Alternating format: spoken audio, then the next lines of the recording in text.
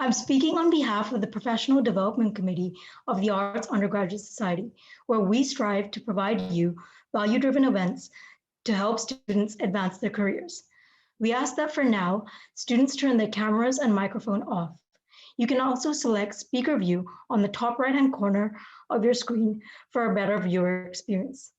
Before we start our event, please take a moment with me to acknowledge that UBC, the institution that brings us here today, is built on the traditional, ancestral, and unceded territory of the Musqueam people. It's important to remember that despite being in a virtual setting, colonial legacies and our relationship with Indigenous peoples is very much ongoing. We recognize that many of you will be joining us from different parts of the world, lands near and far, and we would like to acknowledge the traditional owners of that land as well.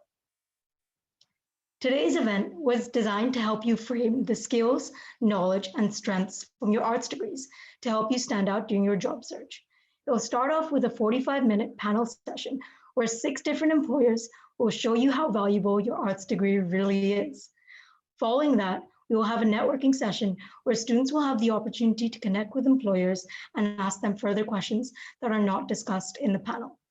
This will take place in the form of 2 breakout room sessions.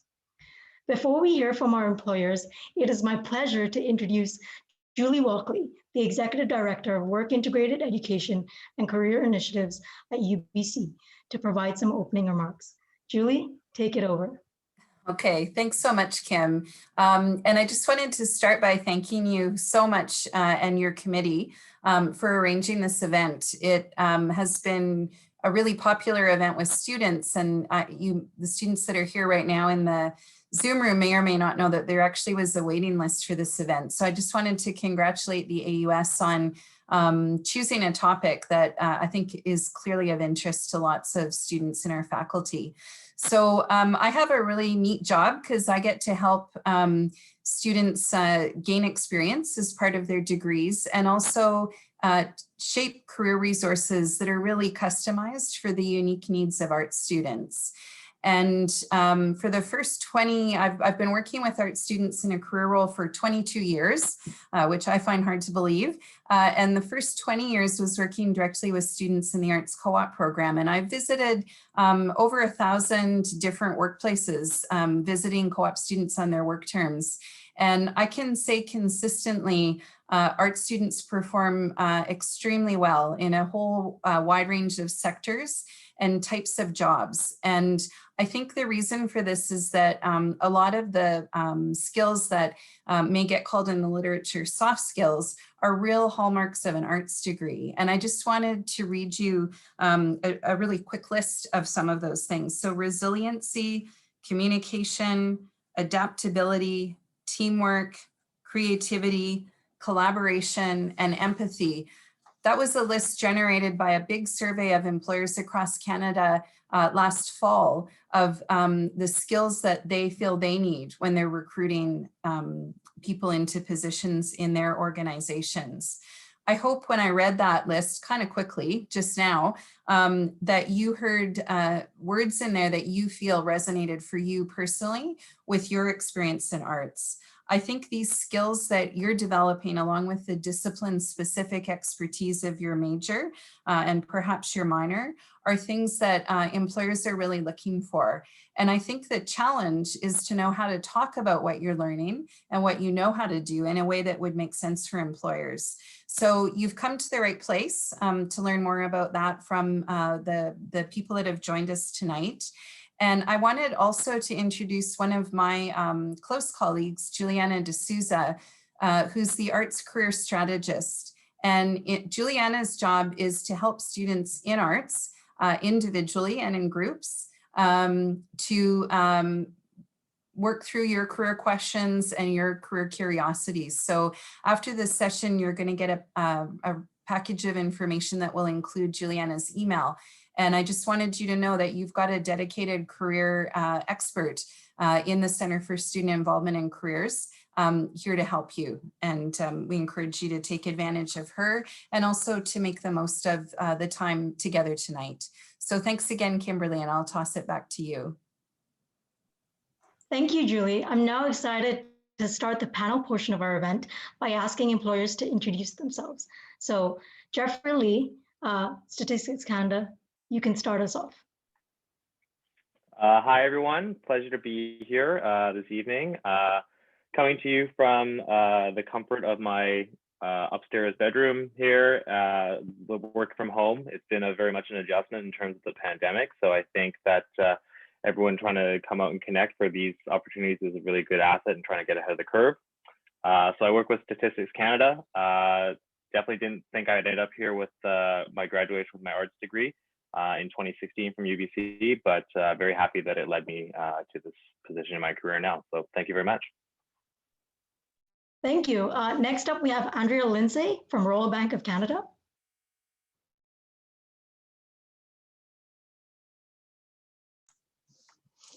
Hi, everyone. Gayla Kasla. I'm Indigenous. So I'm acknowledging that I am actually working from the territories of the Coquitlam people, part of the Coast Salish, in my home office with a great view of a rainy evening. So I'll tell you, I'm really excited that we can do a virtual event with art students and 100 plus, I heard. I think that's absolutely fantastic and highlights how being virtual has some real advantages. We're not traveling in the rain. The other, a little bit about me, 22 years as a recruiter with RBC. So I'm right up there with you, Julie. I can't believe 22 years has gone by that fast as well. Recruiting is my passion, and I've talked to a lot of art students over time and recommended them for hiring manager interviews. So hopefully I've got some great tips and advice to share with you all this evening. Thanks for having me. Thank you, Andrea. Next up, we have Emily Baxter from SAGE. Hi, everyone. Really excited to be here, similar to Andrea and Geoffrey, and I'm sure everybody on this call. I'm also calling in from home. And really happy that we can do this. I wish that there had been some sort of conference or webinar when I was graduating with my arts degree. So happy to be a part of this. I graduated from SFU with an arts degree in psychology and criminology, and I'm currently the senior manager of SAGE Natural Wellness. So super excited to be here to answer any questions that you have and hopefully help you figure out what your next step is and how you can use your arts degree to get really where you want to get to. And thanks for having me. Thank you. Next up, we have Alexia Hanna from SAP. Hi, everyone. Good afternoon. I'm Alexia. I'm part of the early talent community here at SAP. And as my colleague, Emily, I also graduated from SFU with an arts degree in criminology. And I'm happy to be here to answer your questions, serve as motivation, inspiration, because I'm also a recent grad, and I know by heart how difficult it is and the uncertainty, and I'm here to just clear the doubts that we can do it. So that's me. Thanks, Gabi. Last but not least, we have Matt Wilhouse from Infosys. Hi, it's great to meet everybody. I'm glad to be a part of all of this. It seems like, it's such a great opportunity to be able to talk about my experience with you and to learn more about your degrees and where you want to go. I'm an associate creative director at Infosys, which is a IT technology company, which is worldwide. I live just outside of Boston, and I look forward to talking to you guys further. Thanks. Thank you. My bad. I just realized I missed Gabi. Gabi, you can take the spotlight now. Gabi Musico is from Teck Resources Limited. Hi, everyone. I'm Gabi. Thanks so much for having me tonight. I'm an HR coordinator at Teck Resources. Teck is a mining company. And I graduated from UBC from the business program in May. So I'm a pretty recent grad, and I feel like some of my past co-op experience and experience in HR mixed with the fact that I was a student applying for jobs not too long ago kind of gives me some knowledge that I can hopefully share with all of you today. Thanks. Thank you. It's so lovely to see, the diversity of employers we have today. And with that, I'll get into the questions. So employers, I'd like you to respond to the question in this order. So first, Geoffrey, then Andrea, Emily, Alexia, Gabi, and then Matt. And the first question we have for today is, there's a popular misconception that arts degrees are too generalized for many jobs and that hiring managers would prefer to hire students with more specialized degrees. How do you advise students to craft their experience in a way that stands out to hiring managers? Geoffrey, you're up first. That's a good question, especially when I was coming up on graduation. I know that's a topic that caused me a lot of anxiety. Specifically now in the experience that I have, I don't think that having a general sort of foundation is necessarily a bad thing at all. So I'm a public relations and marketing manager for Statistics Canada.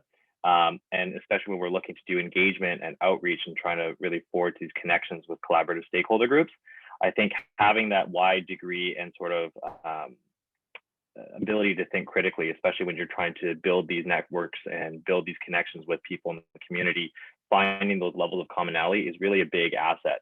And in my experience, like just thinking of the team members that I have, even when I was hiring staff, like most of my staff, I think, are actually arts majors. I think I've only got like one specific person who was like a marketing specialist or something. Not that I want to rag on marketing specialists or anything like that, but it's just funny to see sort of how those connections come across and they organically develop. So I don't think that it's being too generalized. I think it's certainly an asset that you can kind of have in your tool belt, especially as you're trying to network and make these connections as you move into the job field. Yeah, thank you for that. Andrea, do you want to go ahead? Sorry, just trying to find the unmute button. Always a challenge, right? I'm thinking about this question and commonalities. Geoffrey, that was the one that stood out for me. My advice for an art student, you could have a very wide-ranging interest in a lot of different roles in an organization based on your arts degree.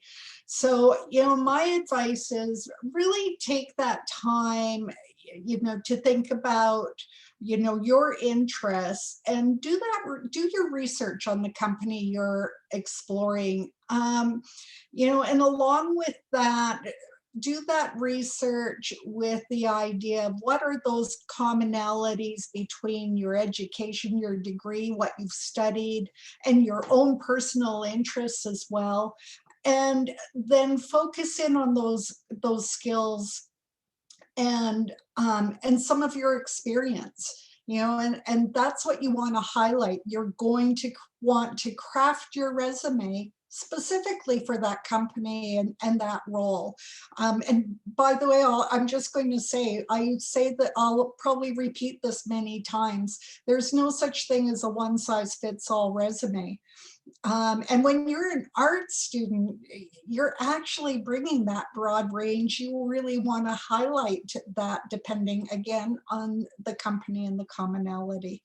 So, I'll leave it there. Because I think we'll visit more detail in this as the questions go on. Yeah, sure. Does anyone else have anything to comment on how students can craft, their skills from arts degrees to, fit job postings and, help themselves to stand out? Yeah, I can go. And this I'm speaking from my perspective, from my personal experience, but I don't think generalization means that you're less qualified for something. I think it just means that you bring a particular set of skills that might not be tangible, but you bring other soft skills that are equally important. And I think at the end of the day, hard skills can be learned, but soft skills take much more effort and they require practice. And I think that's something that is nice from art students that we bring originally already. And in terms of resume and CV, what has worked for me is to offer something distinctive, something that makes you stand out from the rest of the crowd, the people that will be applying, that will also have a degree like yours. And it can be something simple, but just identify that one thing that you really identify with, and will make you feel like special when you're applying to jobs. And of course, as Andrea said, tailor your experience to the job qualification, use the keywords. You might not have all the skills that they're looking for, but there's always transferable skills that you can apply to the job that you're looking for. So use them, because you never know. There might be something that clicks with one of the hiring managers and you're like, wow, I think this person might be interested. Let me give her a chance, or give him a chance. So yeah, that's my thoughts. Thank you, Alexia. Yeah, Matt, go ahead. Yeah, I think this plays upon what some of what everybody has been said, but I want to play upon what Andrea mentioned. I think following your passion. If there's a company that really speaks out to what you love, and I've chased after that. I think that's been part of my career, is just finding that place where you feel like you can fit in. You already understand it's a part of you. That's going to guide you, that passion. And it's also going to help you really adjust your resume, and even help you to think about, okay, before I go in and speak to people, how am I going to speak about this and speak to the passions of your skills? I think that is so huge. It's gotten me through doors I would not have been able to get through over the course of my career. I've worked within the digital space for like 25 years now.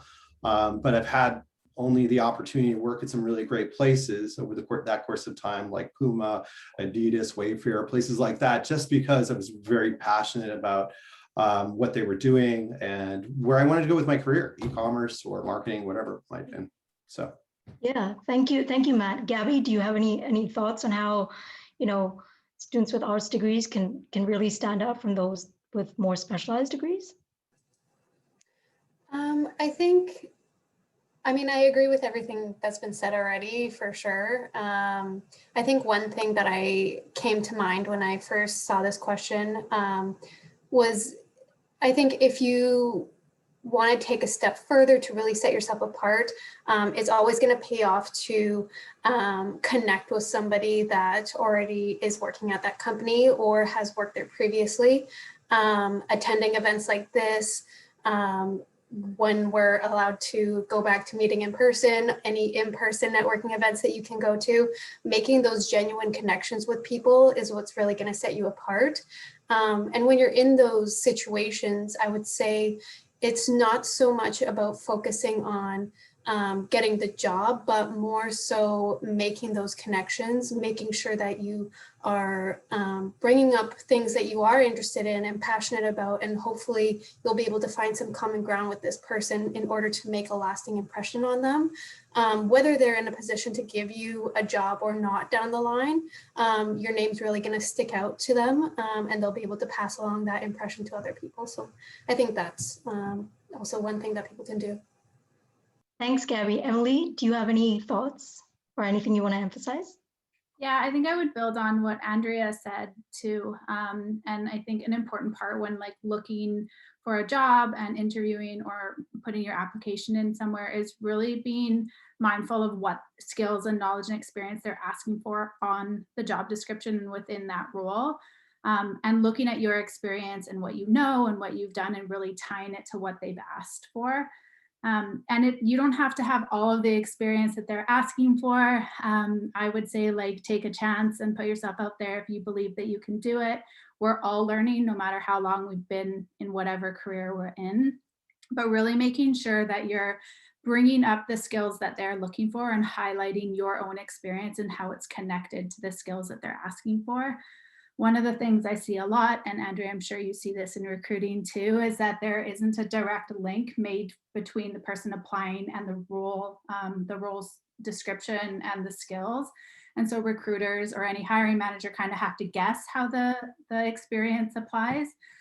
So try and make it really obvious and use the skills that they're asking for in your cover letter and your resume, and tailor it every time you apply to a job.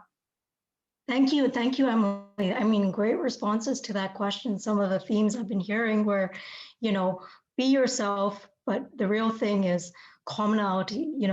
Students need to find that connection between what they can offer and what the companies are all about. So with that segue, I'd like to move on to our next question, which is, what are some of the common mistakes that art students make when applying for jobs, and how could this be avoided? Alexia, do you want to start us off? Yeah, sure. So if you're actually actively looking for a job right now, definitely have a template of your resume that is always ready and that just needs some editings or some tweaks. Because if you see a job posting, do apply as soon as possible. Because there's early hiring is a common thing. And sometimes it works with a first come, first served basis. So don't worry, just go ahead and do it. And I would say as well, like attach a cover letter to the application, even if it's optional. It's an excellent first impression, and you can add more details about your experience and develop more your thoughts. And just keep in mind as well that there's real people reading those applications. They're humans too. And it's nice to see your professional accomplishments, but also tell us who you are. Like, we're gonna work with you. So we wanna see the person behind that paper. And it also helps with the culture that you're hiring, no? Yeah, And thanks. Oh, anyway. Do you have a last minute thought, or? Yeah, I could keep going, but of course, let the fellow panelists go ahead and share something. Geoffrey, do you have any thoughts on that? Like, what are some of the mistakes you see? And I wouldn't say they're mistakes, but they're certainly disservices. So working in public service and government, obviously our hiring metrics they're very, very highly regulated, and I think something that a lot of first-time job seekers aren't always conscious of is like, are you qualified versus are you competitive, and making sure that you're coming across as a competitive candidate. So we've got a ton of screening questions, and like when I'm going through resumes and I'm looking to hire staff, like some of the questions will be like, oh, do you have experience in collaborative relationships with internal external partners? And the number one thing that's the worst, and I want to help people, but I can't, is just go, yes. Okay, well, tell me about that. Like, you need to give me a tangible example. Like, I can look at your resume, I can see these bullet points, but I'm not there to make inferences. I want you to walk me through it. Conversely, just the opposite sometimes is true as well. I was definitely guilty of this. I was a poli-sci major, so like I loved the sound of my own voice, and I would go on and write like these super long answers and questions to all the prompts. But then, you have to get into a habit of like, what is the skill that's being evaluated here? Do I have this relatable experience in my resume? And how am I going to express that in a concise and clear format that comes across? Because I know that I'm a good fit for this job, but my job is to showcase that to whoever it is that this hiring manager is. And speaking from personal experience, like if I'm going through like hundreds of resumes for a bunch of these positions, as it's hard to make those connections sometimes. So I want you to walk me through it. And your resume can always just be a reference after. Like I can go back and be like, oh yes, makes sense. It makes complete sense why they would have this experience. So that's my answer. Yeah, absolutely. Thank you so much. I think one of the things you're hinting to is, resumes and job descriptions have keywords. And, I guess as recruiters, that's something you want to encourage students to utilize. And so, Andrea, do you have any thoughts on keywords and how students, can utilize that to make them competitive, as Geoffrey said? You opened the door for me. So the whole thing about keywords. And keywords are not the magic bullet to get shortlisted. I mean, it will help, and if there's a ranking system, it might highlight your resume. But if I go in and all I see is finance plugged into every statement or sentence, I'm going to immediately recognize that you're using keywords to try and get my attention, but you're really not telling me anything else. So, you still need to be strategic about your resume. You want to, like, what attracts me, what I'm looking for is, what are your accomplishments? So I don't want a list of job titles and then tasks you performed. I want to know about the results. What was the key accomplishment that stood out in that experience you had? in your student volunteer work or in your internship or in your part-time job. And, you know, and I think that is probably one of the biggest mistakes I see in a resume, is a lack of those accomplishments in a way that makes me want to stop and read more about you, that makes me want to pick up the phone. I see a lot of resumes that come through as templates, you know, and they look pretty, but they actually contain very little information about somebody. So you know, I wish I could ask questions where people would have to respond with more detail, because I think I'd enjoy that almost more than the resume. Cover letters are another thing that's a big mistake. People create tiny font, they write a novel, and they squish it all onto one page. And I can tell you, all I do is look at that, and I don't even try to read it. So that's a reality. I have way too many applications. So I'm just going to go straight to the resume and say, what was it that made this application kind of float to the top through our screening? Yeah, thank you. So that those are the two most common. For sure, thanks. I'm just mindful of time, so I'll give a chance for Matt, Emily, and then Gabi to say a few words on common mistakes. Matt, you can go ahead. Yeah, sure. Just unmuting myself. Yeah. It's always the task, it seems. Yeah, I'm always looking for approach, the approach that people take towards different problems. So that's what I'm looking for. You can give the same project to 3 to 5 different people, and their approach might be different. I'm always looking at the contrast as to, how people came up with their way of thinking.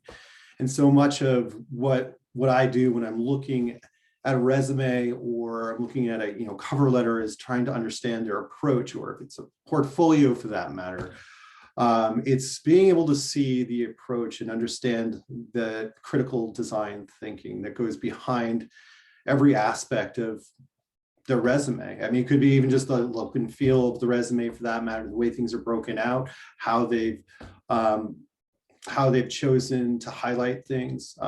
It's all of that is devil's in the details. It absolutely is. And making sure, and I'm constantly optimizing my own resume, not that I'm looking for a position or anything like that, but you always have it on hand. I think like Alexia said that, always have it ready, always have it on hand, always be working it over. Looking at your resume is difficult. It's like, looking at yourself in the mirror for hours on end. It's not fun, but it has to be done. And it's easier to look at once you've been doing it over and over again. You've optimized it, made it better. So yeah, putting deep thought into it is helpful. And so you think personalization is something that really helps, students to stand out. Interesting. Emily, do you have any thoughts on common mistakes, or just to echo anything anyone else has said? Yeah, I think definitely echoing what everyone said. And I think most of what I was thinking has been said. I think the most common thing is, I want to know what you can do. I'm interested in what you know, but I want to know like the application of that. So like what Andrea was saying, what have you achieved? What are your results? And this can show up in your degree. It can show up in like experience outside your degree. So volunteer or any sort of part-time work or maybe full-time work that you've been doing. And I think a common mistake I see is people making the assumption that I know what their degree is or what your degree is all about and what skills you've gained through that degree. So I think, and this I think speaks to Geoffrey's point a little bit too, is make that link for me. Like, tell me why you're mentioning something and like why it's important, because I don't know what you've learned in your degree. And so I think like trying to be really succinct and articulate. And then also I think it's been mentioned here too, like we get hundreds of resumes in too. So what's gonna like catch our eye is that really like quick, easy to understand cover letter. And I agree with Alexia, always a cover letter about like why you're qualified for this position. and explain it to me as if I don't know what you're talking about, is always the best thing that I think that you can do in a resume. Yeah, thank you. Gabi, you can go ahead if you have any thoughts. Sure. Yeah, I think what everyone said, definitely echoing that. I would just emphasize the point that not only do you need to practice all these things on your resume and cover letter, but also in the interviews, making sure that you are drawing that link between your experience or your schooling and the job, but doing it in a way that's easy to understand and communicate effectively verbally in the interview. But I think also one point I would make is in the interview as well, come prepared with questions. I think this goes back to also what I was saying earlier about making connections with people at the company, but doing your research, reading the news, those are just some quick wins, I guess you could say, for yourself during the interview, having those questions ready to go for the end, because more often than not, you're going to be asked, do you have any questions? And it can be about the company as a whole, or it can be about the team itself, what the company culture is like, anything like that, just to show that you really are interested and engaged and want to know more about this potential place that you could be working. Yeah, fantastic segue to our next question, actually. So during networking, or maybe specifically at an interview, how can art students talk about their degrees that make sense in ways that make sense to employers? What key tip, if you had to, would you give to them? Andrea, do you want to start us off?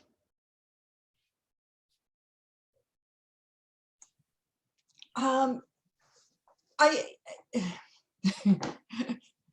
trying to organize my thoughts so I keep it short. Again, I think it really comes down to focusing your interest. That's really key. And you know,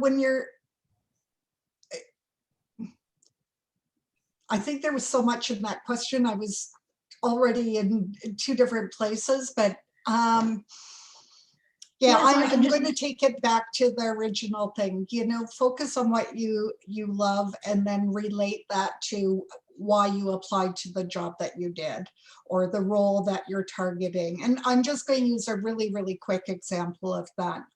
You know, I have individuals who apply to banking roles, and nothing they're studying is about finance or business or commerce, but they've discovered a passion in some way, and it could be through a student club, it could be through just somebody who's mentored them, and it's an area they want to explore, and they bring that to me from that place of, you know, I'm this type of person, and this is how I see myself, and this is how I think I can use what I've got. And then that immediately grabs me. Yeah, thank you, Andrea. Matt, do you want to go ahead? Yeah, key takeaways. I say, you know, just being genuine and authentic is really very important. When you go in for an interview, if you're talking to somebody, I think it's really important that they really get a sense of who you are. I think that's really important. That's one, I think, pillar. Also, really communicating what's important about the company to the person that you're interviewing. Maybe that's something, a key aspect of the company that you really like, that really spoke to you. And I think I don't hear that enough at times. You know, I think that's something, showing some sort of connection with the company that you're interviewing with. I think that's really important. So maybe those are two takeaways. Yeah, Emily, any thoughts? Yeah, I think, and this probably builds on what Matt's saying too, but I think the thing to remember as you step into an interview is that you're also interviewing the person who's interviewing you. And this is just as much about you figuring out if you want to work at this place. And so I think coming with some questions and spending some time beforehand thinking about the type of environment that you want to work for, the type of business that you want to work for, the type of leader that you want to have, so that you can go into the interview and ask those questions to learn a little bit about the business and the role and the culture. I'm always impressed when somebody asks, because it lets me know that they're invested in their own work, and that they're invested in finding a role that's good for them, which really impresses me because I want people to work in a place that they feel great about. And that was like a very intentional choice for them. So do a little bit of research for yourself to figure out like what it is that you're looking for, so you can ask those questions, and then find that confidence to know that like you are also interviewing the person who's interviewing you too.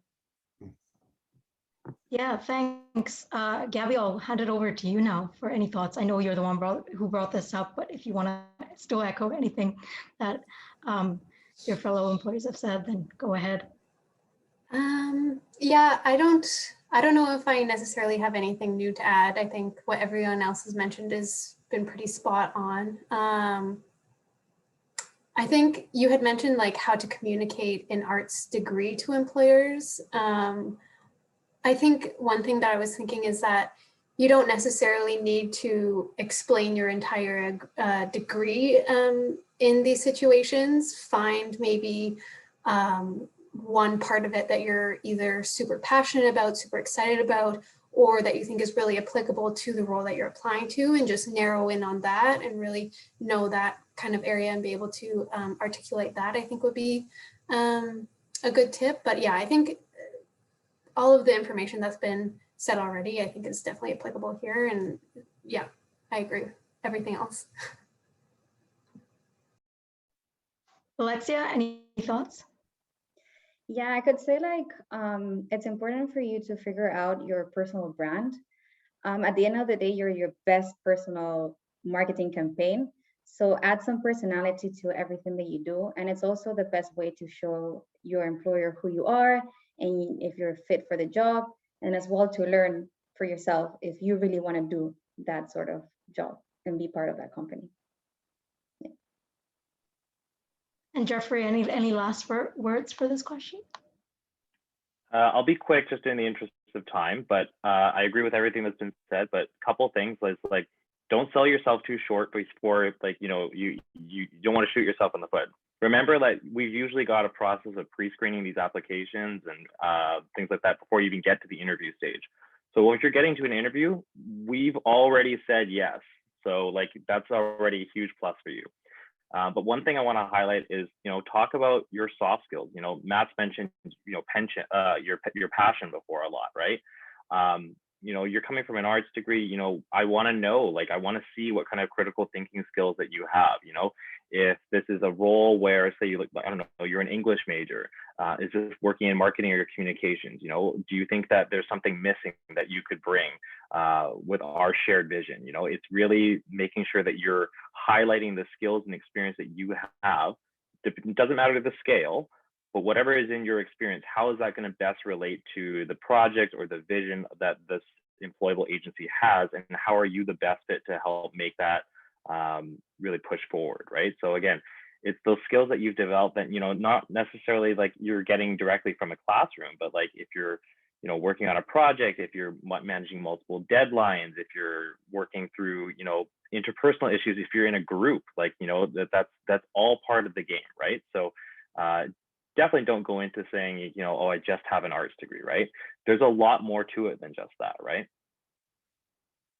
Thank you, Geoffrey.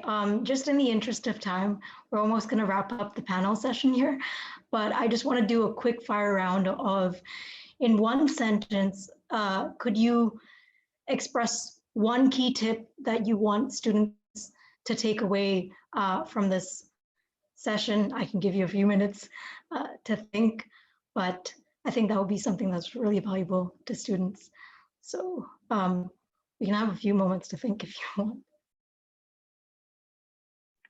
I've got like mine already like locked up because it's the number one thing that probably helped me. Say yes to anything that you can that grows your experience. Doesn't matter if you're working in retail, doesn't matter if you're at Starbucks, take the opportunities that come to you because they're going to help diversify that experience, whatever it is that you may have. You know, if you're managing like, you know, a clothing store, like, hey, so-and-so, can you take like shift leadership for this week while I'm out of town on vacation? That's tangible experience that you can put on your resume, show growth and development. That's huge. So always just say yes to those opportunities. Thanks, Matt. I think, yeah, like one of the greatest pieces of advice I received as a student myself was to just be a taster, especially at this age. Try out anything and everything because you have the time and the flexibility that may not be there once you get older. So literally anyone else that wants to jump in and give their piece of advice, you can go ahead. Perseverance, it's not easy looking for a job. It really isn't. And I remember back in 2000, I was looking for a job, bubble burst on the market, and I was sending out 60 to 70 resumes a week. It was unreal.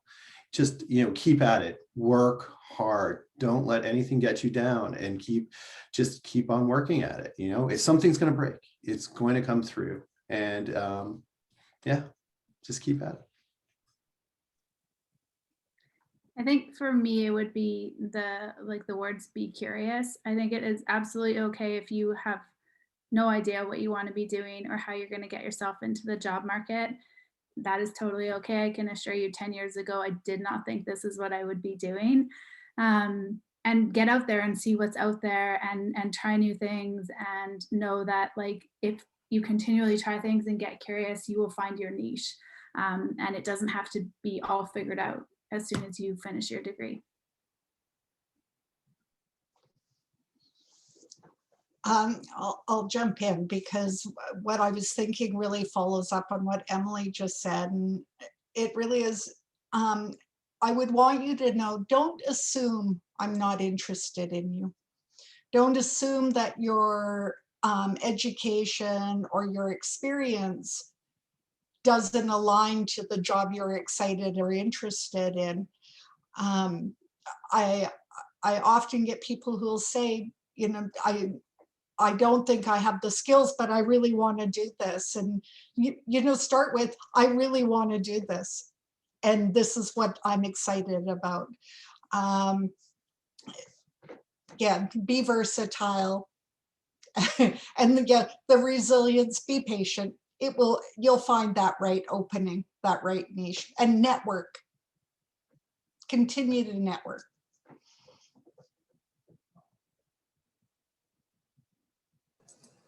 I can go. Mine is just be yourself. It's a little bit corny, but I feel like employers want people that are different. They don't want a team of 5 people that all think and work the exact same way. So I think that's really important to just remember that you're different and you've got skills and interests and passions that are different from everyone else, but that doesn't mean that you don't fit with the role or anything like that. So just embrace those differences. Yeah, and I could say something that I've done in the past is as simple as going into LinkedIn and searching for jobs that I find interesting or that I would like or would love to do in the future. It doesn't have to be like entry-level job. It can be like a manager position, but check those requirements, the qualifications, and any information that you can take to serve you as a guide for you to know what these people are looking for in the future and work towards it through your working experience. And that's actually worked pretty well because you learn as you go, and it's nice to see.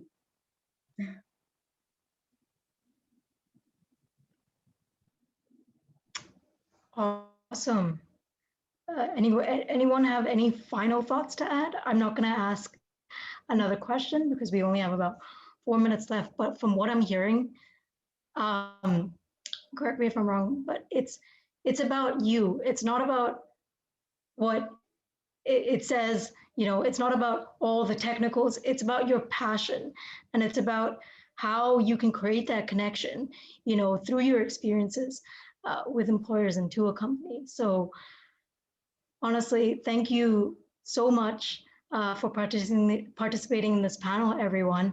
And I'm sure a key theme to take away from this is being comfortable with navigating career ambiguity.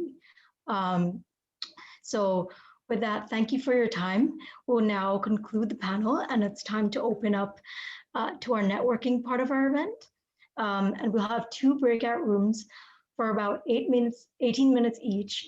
But before we do that, I'd like to acknowledge Tricia Jose from RBC Ventures that will be joining us as an employer networker for our next session. So welcome, Tricia. Thanks so much. Thanks for having me. Lovely to have you.